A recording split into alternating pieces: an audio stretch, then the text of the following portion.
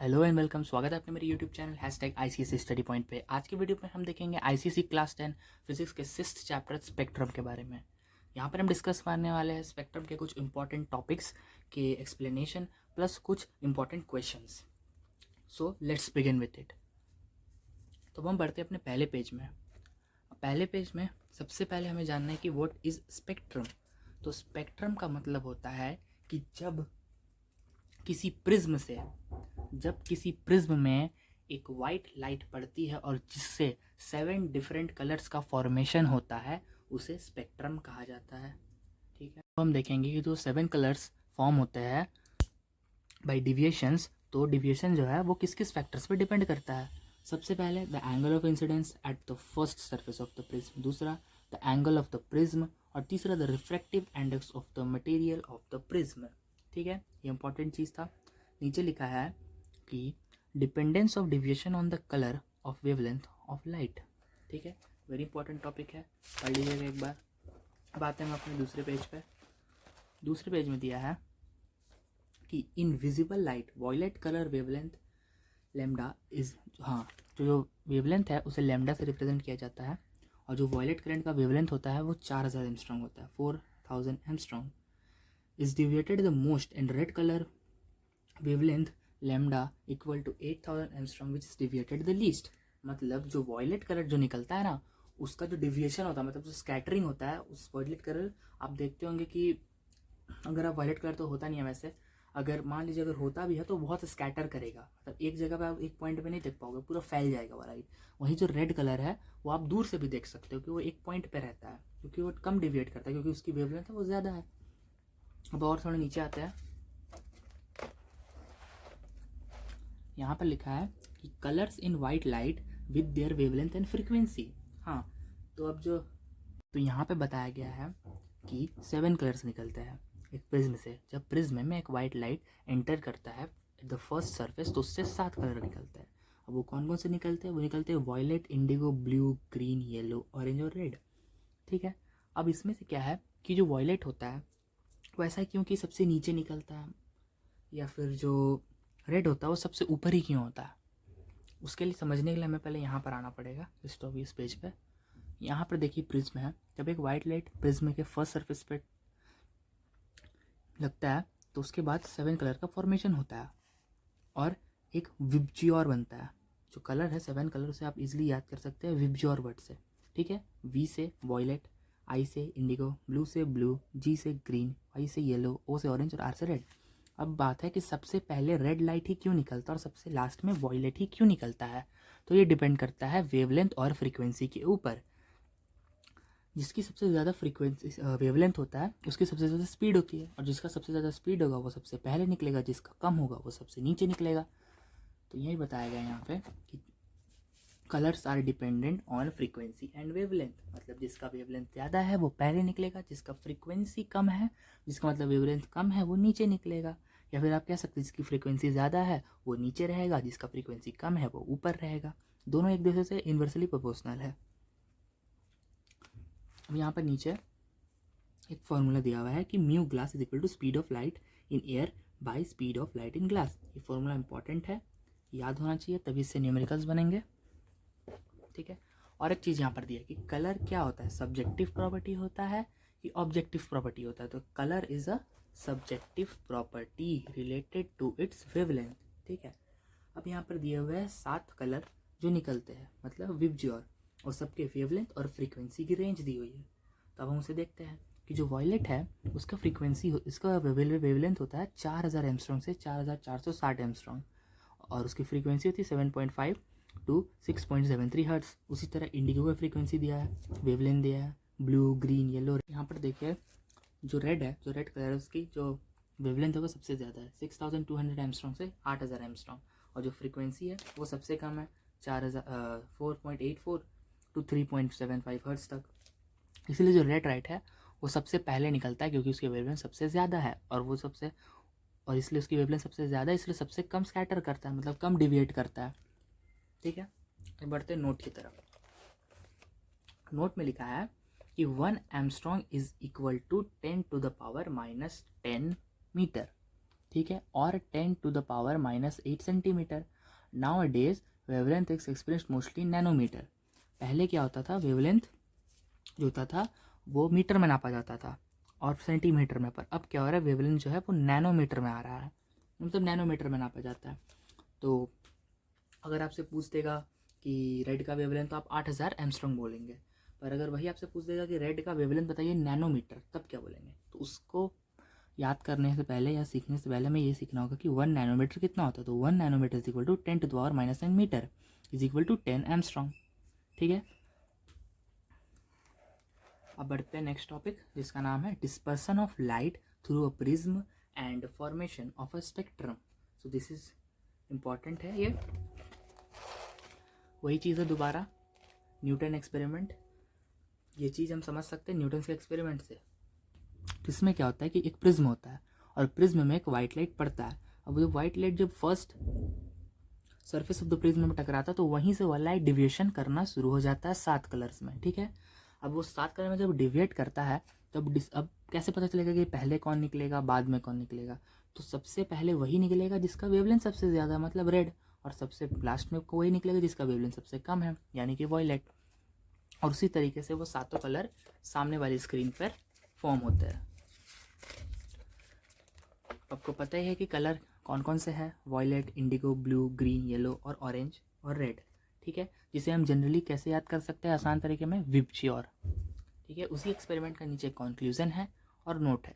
Note में ज़्यादा कुछ नहीं है, वही है जो पिछले टॉपिक में पढ़ाया गया है। अब हम बढ़ते हैं डिस्पर्सन और स्पेक्ट्रम में। तो डिस्पर्सन क्या होता है, डिस्पर्सन वो होता है प्रिज्म में टकराती है, मतलब first surface of the prism में व्हाइट लाइट जब एंटर कर दी है और उसी समय जब जो 7 कलर्स या जितने भी कलर्स होते तो 7 ही हैं, तो जब वो 7 कलर्स पूरे बन जाते हैं, मतलब ये जो पार्ट है इसको बोलते हैं डिस्पर्शन ऑफ लाइट।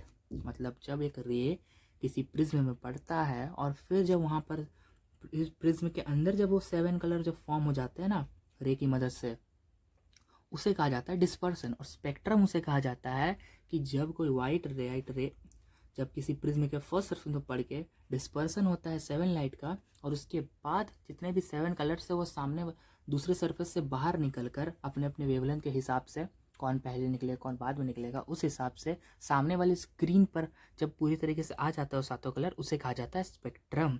दोनों के डेफिनेशन दिए हुए आप पढ़ सकते हैं।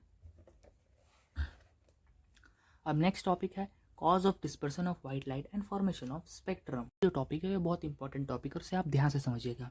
इसमें बताया गया है कि जब कोई लाइट प्रिज्म पर पड़ती है और उसके बाद जो 7 कलर्स निकलते हैं तो डिस्पर्शन कहलाता है, पर उसे स्पेक्ट्रम कहलाने के लिए दूसरे साइड से बाहर निकलना पड़ेगा और सामने वाली स्क्रीन में क्या करना पड़ेगा, ऑब्टेन करना पड़ेगा। लेकिन आप कैसे कह सकते हो कि सबसे पहले रेड निकलेगा, ऑरेंज निकलेगी, फिर yellow, green, blue, indigo, violet, ऐसा ही क्यों, पहले वॉयलेट क्यों नहीं निकल सकता, उसके बाद ऑरेंज क्यों नहीं निकल सकता। हाँ, तो ये डिपेंड करता है सबके वेवलेंथ पे। From starting of the chapter हम सब बताया है कि ये डिपेंड करता है अपने वेवलेंथ पे, कि जिसका वेवलेंथ सबसे ज़्यादा है उसका स्पीड सबसे ज़्यादा होगा और वो सबसे पहले निकलेगा। उस हिसाब से रेड की स्पीड सबसे ज़्यादा हुई क्योंकि इसकी वेवलेंथ सबसे ज़्यादा है। वेवलेंथ कितना है, वेवलेंथ है 8000 एंगस्ट्रॉम। ठीक है, तो जाहिर सा बात है स्पीड भी सबसे ज़्यादा होगी तो सबसे पहले निकलता है, इसलिए तो टॉप ऑफ द स्क्रीन रहता है। और वही जो वॉयलेट है उसी हिसाब से आप देखेंगे कि orange, yellow, green, blue, Indigo, और जो वॉयलेट है उसकी सबसे कम रहता है क्या, वेवलेंथ, इसी हिसाब से उसकी स्पीड भी सबसे कम हुई, और जब स्पीड कम हुआ तो सबसे नीचे आएगा, वो सबसे नीचे फॉर्म करेगा स्क्रीन के। तो इस टॉपिक पे कुल मिलाकर वही चीज़ दिया है, बाकी बुकिश लैंग्वेज में दिया हुआ है तो उसे पढ़ना भी ज़रूरी है, आप इग्नोर नहीं कर सकते। तो एक बार इसे रीड मार लीजिएगा ज़रूर। ठीक है, अब नोट पे आते हैं। देखिए नोट में बहुत अच्छा 3 पॉइंट है, बहुत ही अच्छा लिखा है। इसमें क्या लिखा है कि dispersion of white light occurs only eight the first surface of the prism. Prism में आप वापस आइए और इसका अब आपको प्रैक्टिकल करके दिखाते हैं। प्रैक्टिकल नहीं मतलब आप थियोरेटिकली समझिए कि जब जो डिस्पर्सन होता है वो सिर्फ first surface of the prism में होता है। जाहिर सी बात है जब वाइट लाइट पड़ी तो ये फर्स्ट सरफेस हुआ ना, और फर्स्ट सरफेस जैसे पड़ा तो ये डिस्पर्सन हो गया, और उसके बाद तो डिस्पर्सन नहीं होता ना, उसके बाद तो डिविएशन हो रहा है लाइट का। तो जो डिस्पर्सन है वो सिर्फ first surface of the prism पे होता है। ठीक है, अब आते हैं दूसरे पॉइंट पे। दूसरे पॉइंट में दिया कि deviation of light occurs at both the surface of prism. अब कंफ्यूज मत होना कि भैया कि जो डिस्पर्सन है वो फर्स्ट सरफेस पे होता है, ठीक है मान लेते हैं, लेकिन जो डिविएशन है वो तो बता रहा है कि दोनों सरफेस पे होता है, पर एक सरफेस पे तो पहले डिस्पर्सन हो गया है। तो आप ध्यान से देखिए कि यहाँ पर डिस्पर्सन हुआ है, अभी यहाँ पर ये भी तो वही चीज़ है ना कि ये भी तो लाइट को स्कैटर कर दिया ना, सातों रंग को अलग अलग कर दिया है, तो ये भी एक तरीके से डिविएशन कहला सकता है ना। इसीलिए डिस्पर्सन और डिविएशन में कंफ्यूज मत होना। जब डिस्पर्सन का बात हो तो समझना कि फर्स्ट सरफेस पे सिर्फ काम करता है, अगर डिविएशन का बात हो तो दोनों सरफेस पे काम करता है, क्योंकि लाइट तो डिविएट होना यहाँ से शुरू हो ही गया है। अगर आप थोड़ा दिमाग लगाओ, थोड़ा विजुलाइज करो, इमेजिन करो, तो आप सब समझ जाओगे, ठीक है। अब आते हैं तीसरे पॉइंट पे। तीसरे पॉइंट पे बोला है कि the prism does not produce colours but it only split the various colour present the light incident on it. हाँ, कि जो प्रिज्म है वो कोई मतलब क्या कोई चमत्कारी चीज़ नहीं है कि उस पर आप कुछ भी मारोगे तो 7 कलर आपको दे देगा।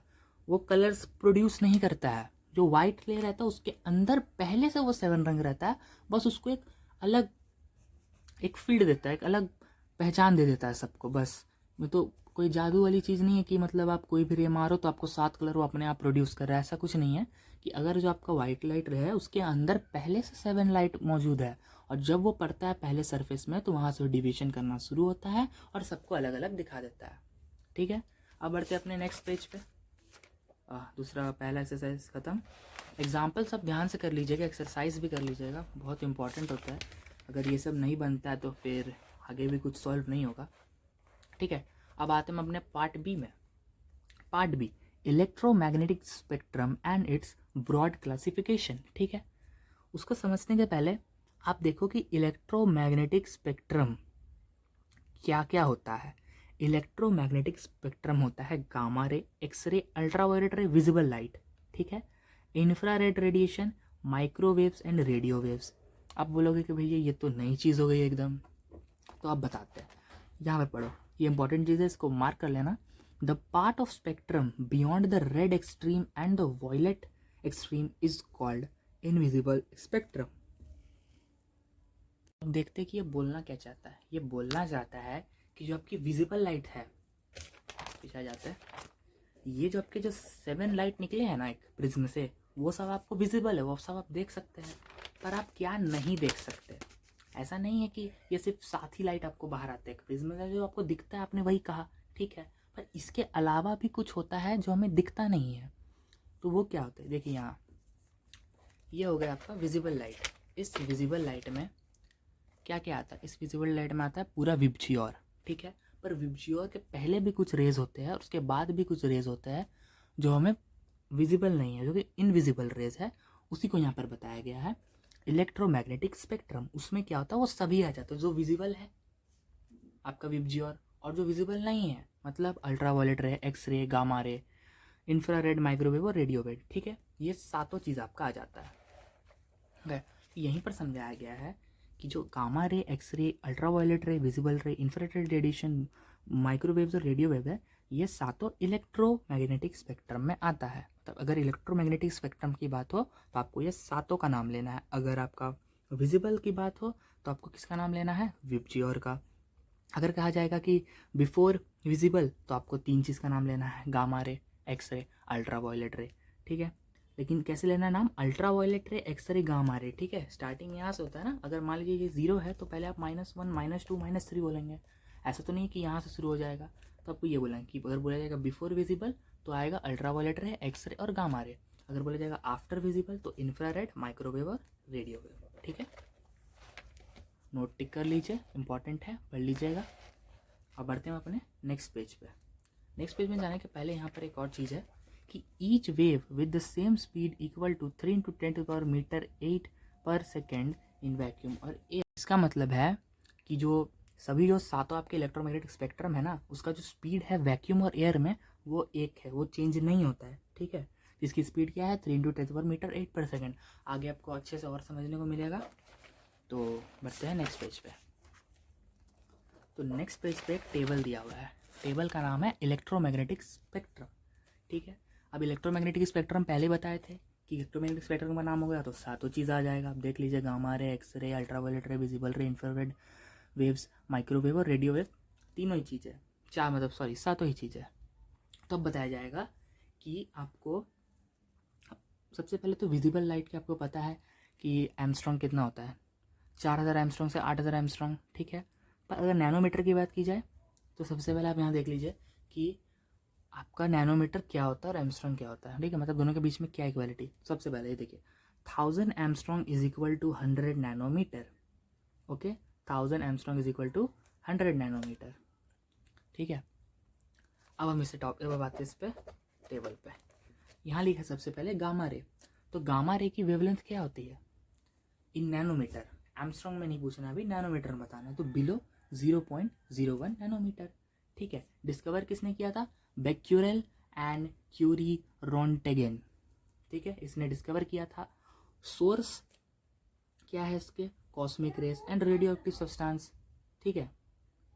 और मेथड ऑफ डिटेक्शन क्या है, by the large penetrating power, alright. Next ray पे पहुंचते हैं। नेक्स्ट रे क्या है, एक्सरे। एक्सरे कितना होता है उसका नैनोमीटर वेवलेंथ, 0.01 से 1.0 नैनोमीटर तक इसकी वेवलेंथ होती है, ठीक है। डिस्कवर किसने किया था, रोंटगेन ने। अभी सोर्स और मेथड ऑफ डिटेक्शन को भी साइड में रखते हैं, पहले इन दोनों के बारे में अच्छे से जान लेते हैं। तो अल्ट्रावायलेट रे है, उसका क्या होगा, 1.0 टू 400 नैनोमीटर, ठीक है। और विजिबल लाइट जो पढ़ चुके हैं पहले एक्सरसाइज में, अभी एक बार फिर दिखाऊंगा आपको। विजिबल लाइट की क्या होती है, 400 नैनोमीटर से 800 नैनोमीटर। अब हम पढ़ते हैं अपने पहले पेज पे वापस आते हैं अलग से। यहाँ पर क्या दिया, 4000 एमस्ट्रॉन्ग, यहाँ बताया हुआ है कि 1000 एमस्ट्रॉन्ग से 100 नैनोमीटर। तो अगर ये 4000 है तो यहाँ से 400 नैनोमीटर, और एंड पे किस पे हो रहा है, 8000 एमस्ट्रॉन्ग पे, मतलब 800 नैनोमीटर। तो यही यहाँ पर बताया गया। अब है infrared waves, 800 nanometre to 10⁶ nanometre, discovered by Herschel. Microwaves 10⁶ nanometer to 10⁻10 nanometer, discovered by Hertz. Radio waves above 10⁻10 nanometre, और डिस्कवर किसने किया था, मैरकोनी ने, ठीक है। जो उसका सोर्स है और मेथड ऑफ डिटेक्शन है वो आपको आगे देखने को मिलेगा, या फिर आप यहाँ से भी पढ़ लो तो ठीक है, पर यहाँ पर कुछ ज़्यादा नहीं दिया। अगर आप यहाँ से पढ़ोगे तो आपको अच्छे से समझ में आएगा, ठीक है। तो मार्क कर लेना जितना कुछ करवाया है। अब बढ़ते हैं एक और इम्पॉर्टेंट टॉपिक जिसका नाम है approximate range of wavelength and frequency. तो सबसे पहले आता है गामा रे, ठीक है। अभी गामा रे के बारे में हमने पढ़ा कि इसकी जो वेवलेंथ होता है वो होता है बिलो 0.01 नैनोमीटर। पर एमस्ट्रॉन्ग में पूछ देगा तो क्या बोलोगे, एमस्ट्रॉन्ग में पूछेगा तो आपको बताना है 0.1 एमस्ट्रॉन्ग, और वहीं अगर फ्रीक्वेंसी पूछ दी जाएगी तो 10⁻19 हर्ट्ज। उसी तरीके से एक्सरे है, आप देख लीजिए 0.1 एमस्ट्रॉन्ग टू 100 एमस्ट्रॉन्ग, ठीक है। और आपका फिर नैनोमीटर में 0.01 नैनोमीटर टू 10 नैनोमीटर, और फ्रीक्वेंसी क्या है 3 × 10⁻19 हर्ट्ज टू 3 × 10⁻16 हर्ट्ज। उसी की तरह ये सातों इलेक्ट्रोमैग्नेटिक स्पेक्ट्रम के बारे में दिया हुआ है, एकदम पढ़ लेना, मार्क कर लेना, इम्पॉर्टेंट टॉपिक है। ये चैप्टर पूरा वेव्स पे भरा हुआ है, इसी सातों पर पूरा चैप्टर है। और जो मेन चीज़ है ना, जो मतलब जो आसान और इम्पॉर्टेंट टॉपिक्स है, और यहाँ से तो शुरू हो रहा है अभी, तो एकदम ध्यान लगा के सुनना। अब है ये properties common to all the electromagnetic waves, ठीक है। ये एग्जाम में पूछा जा सकता है, आपसे पूछ देगा कि बताइए कोई 3 प्रॉपर्टी बता दीजिए जो आपके जो सातों इलेक्ट्रोमैग्नेटिक स्पेक्ट्रम है सब में वो एक हो, तो आप क्या बोलोगे। इसको बिना देखे बताते हैं। एक चीज़ हम पहले पढ़ चुके हैं कि इनकी जो स्पीड होती है वैक्यूम और एयर में वो एक होती है, कितनी होती है, 3 × 10⁸ मीटर पर सेकेंड, ठीक है। तो यहाँ पर 5 दिया, आप कोई 4 ही करना, क्योंकि ये शायद थर्ड पॉइंट उतना इंपॉर्टेंट नहीं है एज पर माई एक्सपीरियंस। तो फर्स्ट पॉइंट पे आते हैं, ठीक है। फर्स्ट पॉइंट बोला है कि electromagnetic waves do not require any material medium for their propagation. मतलब उससे आगे बढ़ने के लिए, मतलब उस रे को सीधे जाने के लिए किसी भी मीडियम या मटेरियल का नीड नहीं होता है, ठीक है, उसकी ज़रूरत नहीं पड़ती है। दूसरे पॉइंट में बताया है कि they all travel with the same speed in a medium, example in volume air with the speed of 3 × 10 metre per second, in the glass in the speed of 2 × 10⁸ metre per second, and so on. ये पहले बता दिया जा चुका है। Third point important इतना नहीं है, पर अगर आपको पढ़ना है as for your knowledge you can, ठीक है। फोर्थ पे आते हैं। फोर्थ पे बोलता है कि these waves are not detected by electric and magnetic field, ठीक है। समझने वाली बात है, अगर कोई भी मैग्नेट के अगल बगल उसकी जो मैग्नेटिक फील्ड है, अगर इनमें से सातों में से कोई भी रे अगर उस मैग्नेटिक फील्ड से पार होती है तो रे को कोई भी इफेक्ट नहीं पड़ेगा, ना ही वो डिफ्लेक्ट होगा ना ही वो डिविएट होगा, वो सीधे जहाँ जाएगा जहाँ उसे जाना है, ठीक है। लास्ट पॉइंट बताता है कि these waves are transfer in nature. अब आते हैं the most easiest part of this chapter, which is the properties and uses of different radiation of electromagnetic spectrum. अगर इसको एक्सप्लेन करने जाए तो ये वीडियो बहुत लंबा हो जाएगा, क्योंकि इस वीडियो पे सिर्फ इंपॉर्टेंट टॉपिक्स को एक्सप्लेन करना है और कुछ क्वेश्चंस देने हैं। तो एज यूजुअल इसको एक्सप्लेन नहीं करेंगे, पर बता देंगे कि आपको क्या क्या पढ़ना है, ठीक है। एज जो मेरा एम है आपको सिर्फ बताना है कि आपको क्या क्या पढ़ना है, क्योंकि टाइम अभी बहुत कम है और जितना आप स्मार्ट वर्क करोगे उतना नंबर आपके ज़्यादा आएंगे और नॉलेज तो बढ़ेगी साथ में। तो अब देखते हैं पहला, जो कि है गामा रे। अब गामा रे का एमस्ट्रॉन्ग आपको पता ही है, नैनोमीटर आपको पता है, वेवलेंथ। सोर्स याद कर लीजिए, प्रॉपर्टीज़ कहाँ से निकलता है यहाँ से याद करेंगे ज़्यादा अच्छा रहेगा। और यूजेस, ठीक है, यूजेस आप देख लीजिए, मेडिकल साइंस में यूज़ होता है फॉर, किस लिए यूज़ होता है, for killing the cancer cells by radiotherapy and in industrial to check welding. Weldings को चेक करने के लिए भी यूज़ होता है। एक्सरे क्यों यूज़ होता है, सॉरी, सबसे पहले तो एक्सरे की प्रॉपर्टी जानते हैं। तो एक्सरे की प्रॉपर्टी ये रही। अब यूजेस पूछ देगा तो यूजेस में बता देना कि बोन्स को डिटेक्ट करने के लिए चेक होता है कि फ्रैक्चर है कि नहीं, तभी ना एक्सरे में पता चलता है कि आपके बोन्स फ्रैक्चर है कि नहीं। बस वही चीज़ है। उसी तरीके से अल्ट्रावायलेट रेडिएशन है, डिटेक्शन देख लीजिए। मतलब यहाँ से इस पेज को पूरा कवर करना है, सीधी बात है। और नेक्स्ट पेज पे आए तो वो भी पूरा कवर करना हो जाएगा आपको, ठीक है। मतलब यहाँ से कुछ नहीं छूटना है, इस प्रॉपर्टीज से कुछ भी नहीं छोड़ना है। और बात आता है डिफरेंशिएट बिटवीन। अब डिफरेंशिएट बिटवीन दिया है ultraviolet radiation, visible radiation and infrared radiation. इसके जगह पर आपको एक्सरे भी दे सकते थे, ठीक है, विजिबल भी दे सकते थे, आपको साथ में माइक्रोवेव भी दे सकते थे। इसलिए अगर आपने ये सातों अगर इसके पढ़ लिए प्रॉपर्टीज़ एंड यूजेस, तो ये डिफरेंशिएशन आराम से 4 नंबर का आता है, वो आपसे आराम से बन जाएगा, ठीक है, कोई दिक्कत नहीं है। एक्सरसाइज और न्यूमेरिकल्स आपको करनी ही है। और हाँ, सबसे इंपॉर्टेंट जो पार्ट सी है वो इस साल से सिलेबस, और अकॉर्डिंग टू पिछले साल में भी ये रिड्यूस हो गया था, तो इस साल में भी ये सिलेबस रिड्यूस हुआ है। आप साइट में जाके देख सकते हैं, जो कि स्कैटरिंग ऑफ लाइट है, ठीक है। तभी से स्कैटरिंग वर्ड आपने सुना होगा, तो स्कैटरिंग का मतलब क्या होता है वो बता देते हैं। वैसे ये आ नहीं रहा है। तो स्कैटरिंग का मतलब होता है जो लाइट जो डिविएट करती है ना, डिविएट स्कैटर कर जाती, फैल जाती, छितरा जाता है, उसी को बोलते हैं स्कैटरिंग। तो ये पढ़ना है नहीं और एग्ज़ाम में भी पूछा नहीं जाएगा। तो इसी के साथ इस चैप्टर के कुछ इंपॉर्टेंट टॉपिक्स के एक्सप्लेनेशन और इम्पॉर्टेंट टॉपिक्स मैंने आज कवर किया है। तो अब हम बढ़ते हैं अपने कुछ इंपॉर्टेंट क्वेश्चन की तरफ। तो इम्पॉर्टेंट क्वेश्चंस आपको करने हैं क्वेश्चन नंबर 82 से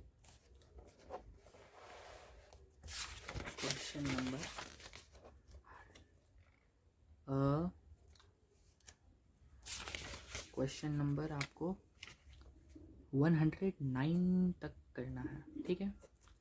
तो आप क्वेश्चन से एक बार देख लीजिए, स्क्रीनशॉट ले लीजिएगा, क्लियर आ रहा होगा, ठीक है।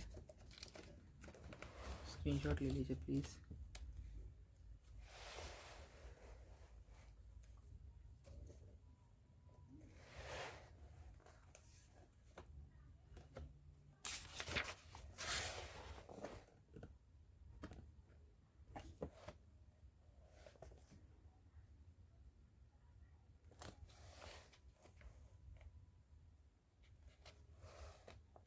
ठीक है, 109 तक है। तो स्क्रीनशॉट आप लोगों ने ले लिया होगा। तो वीडियो को यहाँ पर एंड करते हैं। अगर आपको मेरी एक्सप्लेनेशन अच्छी लगी है और वीडियो अगर पसंद आया तो वीडियो को लाइक करना, चैनल को सब्सक्राइब करना और कमेंट करके ये बता देना कि आपको मेरी एक्सप्लेनेशन कैसी लगी, और ये भी बता देना कि नेक्स्ट वीडियो किस टॉपिक पर आई है। थैंक यू, बाय बाय, मिलते हैं किसी नेक्स्ट वीडियो पे।